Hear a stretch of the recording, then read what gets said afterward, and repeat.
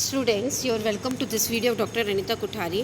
बच्चों, अपन लोगों ने पढ़ा था limit applications of the crystal field theory. आज हम लेंगे limitations of the crystal field theory. क्रिस्टल क्षेत्र सिद्धांत की बहुत सारी अच्छाइयाँ थी। With the help of crystal field theory we can explain the many properties such as the magnetic properties, geometry, color and spectra of complexes. Okay, but still it has some limitations. Number one limitations, this theory consider ligands as the point charges or point dipole, which is oversimplification of the subject. In fact, ligands are not physical species, they are the chemical species, है ना।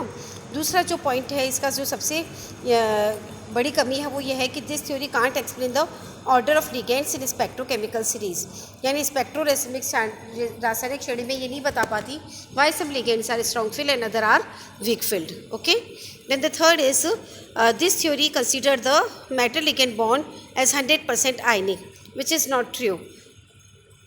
क्योंकि अगर ये बात सही है कि अगर मेटल लिगेंड बॉन्ड आयनिक है तो सारे के सारे जो हैलाइड्स हैं उनको स्ट्रॉन्ग फील्ड होना चाहिए, हाइड्रोक्साइड को प्रबल क्षेत्र होना चाहिए as compare to the water, and water should be a strong field ligand as compare to that of the ammonia.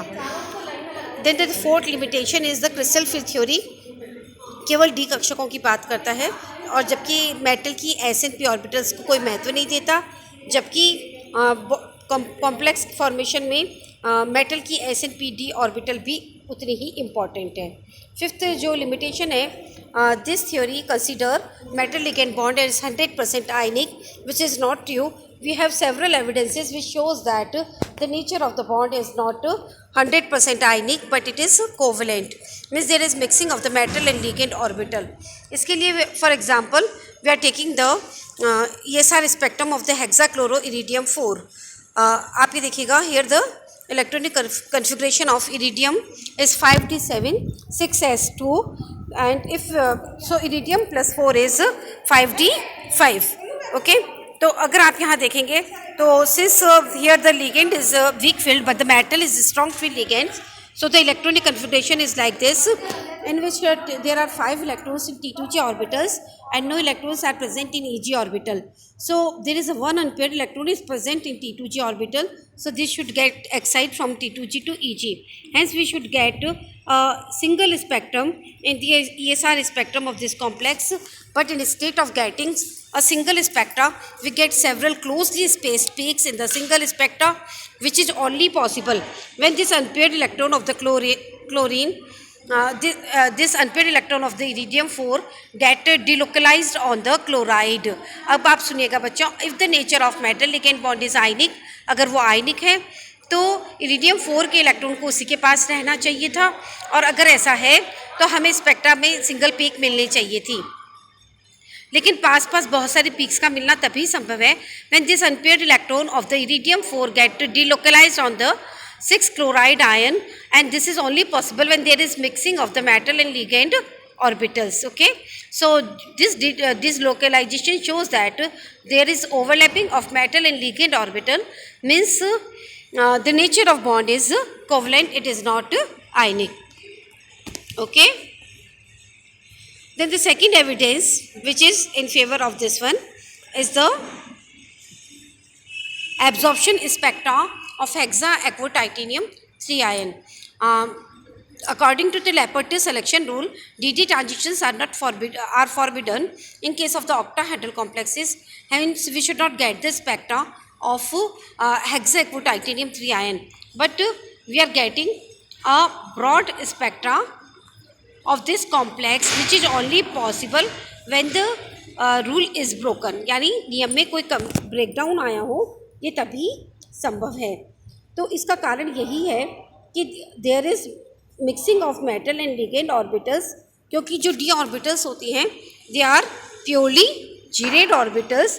These orbital get mix up with the ungerade character of the ligand, and hence the rule is break down and transition from D to D is possible, right. और यही कारण है कि क्योंकि forbidden है, इसकी intensity भी कम होती है, and we get a broad spectrum of this complex. Okay, now we will have comparison between the CFT and this one VBT, okay. VBT आपने सेकेंड ईयर में पढ़ी थी और CFT हमने यहाँ पढ़ी है। तो आप देखिएगा कि दोनों में क्या बेसिक डिफरेंसेस हैं, okay. Number one, just a minute. Number one difference is according to CFT the nature of metal ligand bond is ionic, whereas according to the VBT it is basically covalent, okay। यानी CFT तो कहती है कि बंध की प्रकृति आयनिक है, जबकि VBT ये कहती है कि there is overlapping of metal and ligand orbital.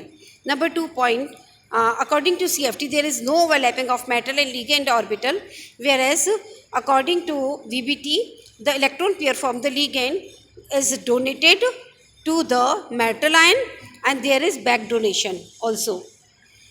Third point, ligand के क्रिस्टल क्षेत्र में धातु आयन के डी कक्षकों का विपाटन होता है, जबकि VBT में इस तरह का कोई विपाटन नहीं होता। नंबर 4 पॉइंट, क्रिस्टल क्षेत्र स्थायीकरण ऊर्जा निकलती है and which gives stability of the two the complex, जबकि संकुलों की जबकि VBT के अकॉर्डिंग संकुलों की ज्यामिति तथा स्थायित्व की व्याख्याता संकरण के प्रकार और संकरित कक्षों के बंध सामर्थ्य पर निर्भर होती है। Point number 5, the spectrum of the complexes is explained on the basis of the TT transition, जबकि VBT स्पेक्ट्रम को नहीं समझा सकती, okay. 6 point is this CFT divide ligands into the weak field ligands and the strong field ligands, जबकि no such division is possible in case of the VBT. Then the 7th point is the according to CFT there are two type of the complexes, strong field complexes और the weak field complexes, जिनको हम strong field कहते हैं उसे VBT inner orbital complex कहती है, और जिन्हें हम CFT में वीक फील्ड कॉम्प्लेक्सेस कहते हैं उनको VBT क्या कहती है, outer orbital complex, okay. Then the 8th difference is in CFSE ligand की प्रकृति के आधार पर संकुलों का ज्यामिति निर्धारण कर उसमें इलेक्ट्रॉनों की संख्या के आधार पर चुंबकीय गुणों का स्पष्टीकरण दिया जाता है। मीन्स जो CFT होती है वो सेल एक्सप्लेनेटरी होती है, उसमें हम डिसाइड करते हैं कि कितने अनपेयर्ड इलेक्ट्रॉन है और उससे हम उसकी मैग्नेटिक प्रॉपर्टी को निकालते हैं, जबकि VBT क्या करती है, मैग्नेटिक प्रॉपर्टी के बेसिस पे अनपेयर्ड इलेक्ट्रॉन निकालती है और उसके अकॉर्डिंग उसका हाइब्रिडाइजेशन डिसाइड करती है। नंबर 9 पॉइंट, ML पाई बंध का बनना नहीं समझाता है CFT, जबकि metal to ligand pi bond can be explained by the VBT। वो ये कहता है कि जब धातु आयन पर बहुत ज़्यादा नेगेटिव चार्ज एकत्रित हो जाता है तो मेटल उसको वापस लिगेंड को दे देती है पाई बॉन्ड फॉर्मेशन के द्वारा। Then the next point, CFT can explain the colour of the complex but VBT can't explain the colour. 11th point,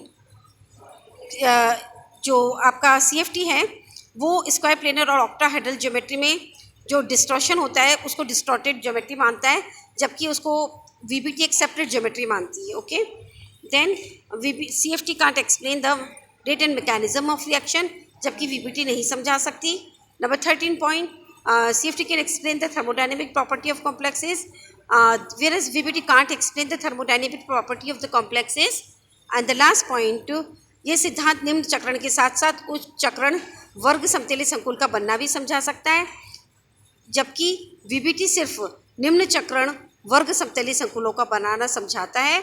यहाँ DsP2 संकरण में dx²-y² कक्षक प्रयुक्त होता है, जबकि CFT में यह कक्षक खाली रहता है, ओके बच्चों। Thank you so much for watching this video. In my next video, I will discuss you the questions related with this chapter because we have finished this chapter, okay.